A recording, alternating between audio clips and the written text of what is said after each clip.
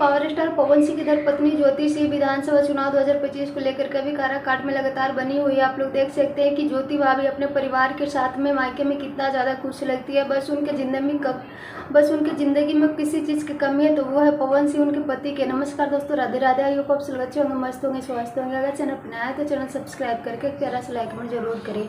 अगर पवन सिंह अपनी पत्नी के उनके अंदर का छिपा हुआ दर्द को अगर वो समझ जाएंगे तो शायद पवन सिंह उनको कभी भी उससे दूर नहीं करेंगे, क्योंकि ज्योति सिंह खुद अपने इंस्टा स्टोरी से हमेशा वो अपना फीलिंग को शेयर करते रहती है। जब उनसे इंटरव्यू पूछा गया, वो खुद बोली कि हर एक, चाहे मैं हूँ या फिर मेरी जगह कोई भी हो, जो भी अपना इंस्टा स्टोरी लगाता है या फिर स्टेटस लगाता है, वो अपने अंदर का फीलिंग ही लगाता है। तो मेरा भी मन में जो चलता रहता है वो मैं कभी कभी अपना फीलिंग को स्टोरी लगा देती हूँ। और आप लोग देख सकते हैं कि ज्योति सिंह किसी हीरोइन से क्या कम लगती है, लेकिन पवन सिंह हीरोइन के पीछे ही डोलम डोल खेलेंगे, वो अपनी पत्नी को कभी कदर नहीं करेंगे। वैसे अपना राय जरूर दीजिएगा। Thank you.